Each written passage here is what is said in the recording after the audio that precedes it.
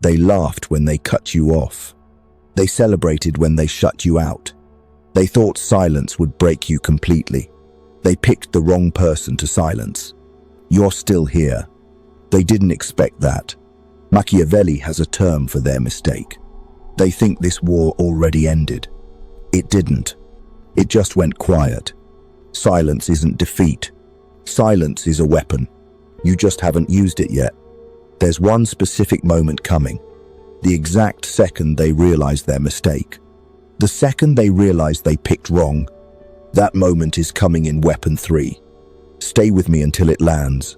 By the end, they'll wish they'd stayed quiet. Not you. Quick frame before we start, because this determines whether the rest of this video actually helps you or just makes you angrier. This is not a video about actually hurting anyone. It's not about petty comebacks, public humiliation, or burning bridges out of spite. Machiavelli's actual genius wasn't cruelty, it was patience, timing, and understanding exactly how power really moves. The revenge in this video is simply this: getting so good, so quietly, that the people who dismissed you can't do anything about what you become next. Across the USA right now, this exact story is playing out in comment sections, group chats, and group texts everywhere. Someone got fired, dumped, doubted, or dismissed. And they're deciding right now whether to spiral or to build. This video is for the second option. To be clear about what dark actually means here, it's not about becoming someone cruel. It's about becoming someone patient in a culture that treats patience like weakness. That's the actual edge this video is going to hand you. Every single weapon in this video plays out the same way, whether it's happening in Los Angeles, Chicago, a small town in Ohio, or a group chat between 3 friends in Texas. The setting changes. The mechanism never does. Here's what's coming, so you can track exactly where you are. Weapon 1 shows you why their silence was actually their first mistake. Weapon 2 is the exact move behind some of the most famous comeback stories in USA history. Weapon 3, that's the moment I promised you at the very start of this video. Weapon 4 is how you make sure the comeback actually sticks, instead of fading out by next spring. 4 weapons, 0 apologies. Let's get into it. Weapon 1. The fox's silence. Machiavelli wrote about 2 animals a ruler needed to become. The fox, smart enough to spot every trap, and the lion, strong enough to scare off every wolf. Most people, the second they get silenced, try to become the lion immediately. They roar back, they post the call out, they send the essay-length text explaining exactly why the other person is wrong. That's not power. That's the exact reaction they were hoping to provoke. Here's the actual Machiavellian solution to being dismissed. Become the fox first. Go quiet. Not because you're weak, but because the second you stop announcing every move, you stop handing them information. Right now, across the USA, thousands of people are losing leverage in real time, one angry comment at a time, because they can't resist explaining themselves to someone who already decided not to listen. Ask yourself something honest. The last time someone dismissed you, cut you off, or doubted you loudly, what did you actually do? Did you go quiet and start building? Or did you spend a week composing the perfect comeback text you never even sent? Think about how this plays out in a typical American workplace. Someone gets passed over for a promotion they clearly earned, and they spend the next month venting to every coworker who'll listen, making sure the whole office knows they're bitter about it. Meanwhile, the version of them that actually gets the next promotion is the one who went quiet, kept showing up, and let the resume do the talking instead of the group chat. Same exact pattern shows up in breakups, family fallouts, and friend group drama, anywhere in the USA where someone decides to write you off in public. The instinct is to double text an explanation nobody requested, post a vague call-out, or start clout-chasing sympathy by getting the group chat on your side. Every one of those moves proves you're still auditioning for their approval. The fox doesn't audition. The fox just disappears from the argument entirely, and reappears somewhere they weren't watching. Here's a scenario a lot of people in the USA know personally: getting laid off and finding out through a group email instead of a real conversation. The instinct is to fire back at HR, subtweet the company, tell every recruiter who'll listen how badly you were treated. 6 months later, the people still doing that are stuck in the exact same spot. The ones who went quiet, updated the resume, and started applying without announcing it to anyone are the ones who show up a year later with a better title and zero interest in relitigating the layoff. There's a reason this feels so hard to actually do. Going quiet feels like losing.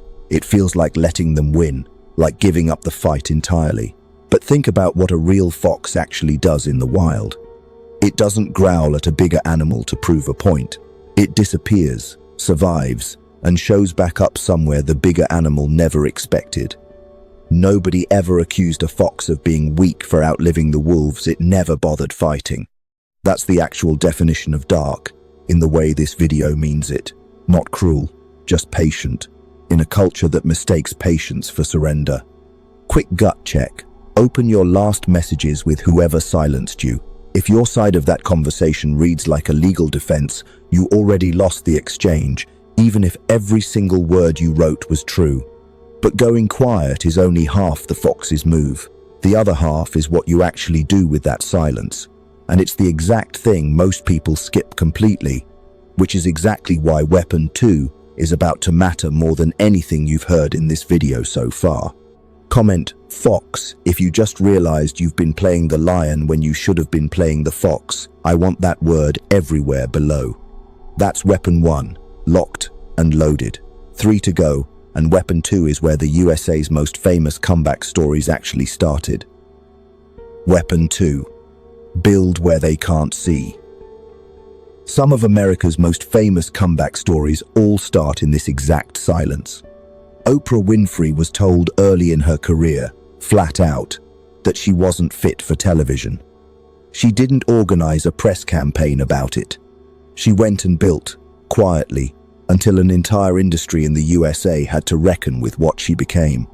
Walt Disney got let go from a newspaper job for supposedly lacking imagination. He didn't argue with the editor. He went and built an empire that's still running theme parks across the USA and the entire world. Michael Jordan got cut from his high school varsity basketball team. Think about that for 1 second. Cut. Not benched. Cut. Completely. Told he wasn't good enough to even make the roster. He didn't spend that year writing call-out posts about the coach.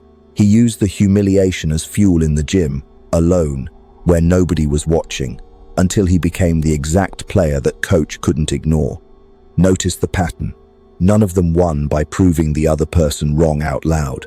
They won by getting so undeniable that the other person being wrong became obvious without anyone having to say it.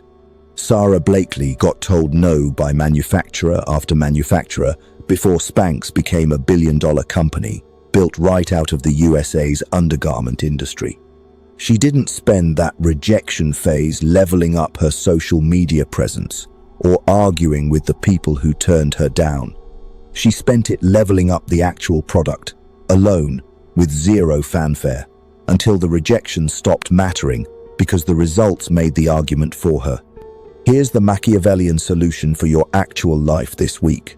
Whatever side hustle you've been sitting on, whatever skill you've been meaning to level up, whatever grinding you've been putting off because you were too busy being upset, that's your gym. That's your quiet season. Nobody in the USA ever built a real comeback by staying loud during the setup and only getting quiet during the payoff. It works backwards. Loud later, quiet now. This is the exact gym membership nobody in the USA wants to renew emotionally, but it's the only one that actually pays out. Every hour you spend grinding on the quiet build is an hour they can't take credit for, criticize, or interrupt. Think about how this shows up outside of business too. Someone gets told by a college advisor that they're not graduate school material. They don't argue with the advisor. They quietly retake the class, fix the application, apply to 5 more schools nobody told them to try. Someone gets told by a family member their small business idea is a waste of time. They don't debate it at Thanksgiving every year after that. They just quietly keep the books, reinvest the profit, and let the business speak whenever it's ready to. None of these stories needed a single argument won out loud. They needed one thing: enough time passing, with enough quiet work happening underneath it, until the results made the argument obsolete. Here's a real assignment, not a metaphor. This week, take 1 hour you would have spent replaying what they said, and spend it instead on the actual side hustle, resume, or skill you keep putting off. 1 hour. That's it. That 1 hour is weapon 2, in practice, not theory. But building quietly only works if you can actually survive the wait without cracking, and that's the exact test most people fail right before the finish line. Which brings us to the moment I promised you at the very start of this video. Quick yes or no. Is there a side hustle, skill, or goal you've been sitting on instead of building because you were too busy being upset about who doubted you? Be honest. I'm reading every answer. 2 down, 2 to go. Weapon 3 is the exact moment this whole video has been building toward. Weapon 3, the lion's moment. Here's the moment, the one I told you about at the very start of this video. Machiavelli was blunt about this transition. A ruler who's only ever a fox eventually gets eaten by wolves because cunning alone doesn't scare anyone off forever. At some point, the fox has to become the lion, not to attack, just to be undeniably, visibly present, right when everyone assumed you'd disappeared for good. Think about how this actually looks in real life across the USA. It's the co-worker who got quietly let go, and 6 months later gets tagged in a press release for the company that poached them from a competitor. It's the ex who got dumped with a cruel excuse, and a year later shows up radically more put together at a mutual friend's wedding, not performing happiness, just actually living it. It's the kid who got cut from the team, showing up on a college roster 2 years later, while the old coach is still coaching the same high school gym. None of those people needed a confrontation to make the point. The timeline did it for them. Here's what almost nobody accounts for going into this. While you were quiet, you were also living rent-free in their assumption that you'd folded. That assumption is the exact thing about to collapse. And it's collapsing all across the USA right now, for people who went quiet at the exact same moment you did. Stop scrolling, actually do this one, right now. Think of the specific person who silenced you. Got their face in your head? Now picture the exact moment they find out what you actually built while they thought you were finished. Not a fantasy, just the real moment, a promotion, a launch, a result they can't argue with. Sit in that image for 3 full seconds. 1, 2, 3. Notice what you're actually picturing. Chances are it's not you saying anything to them at all. It's just them finding out. That's not a coincidence. And it's the exact detail we're about to build the rest of this weapon around. Most revenge fantasies people carry around for years involve a speech, a perfect comeback line, a moment where you finally get to say the thing you've rehearsed 100 times in the shower. Here's the uncomfortable truth about that fantasy. Even if you got the chance to deliver it, word for word, it wouldn't land the way it does in your head. They'd get defensive. They'd twist it. They'd tell their version of the story to everyone else within the hour, and you'd spend more energy managing their reaction than actually enjoying your own win. Now compare that to the version you just pictured. No speech, no rehearsed line. Just a fact, landing on its own, with nobody managing anyone's reaction, because you're not even in the room when it happens. That's the actual difference between a revenge fantasy and a real weapon. One needs an audience, the other just needs time. Think about how many people across the USA are still rehearsing that shower speech tonight, word for word, for someone who will probably never even hear it. All that energy spent on a scene that was never going to happen the way they imagined. Here's the actual moment, the one this whole video has been building to. It's not the confrontation, it's not the comment you finally leave, or the group chat you finally clap back in.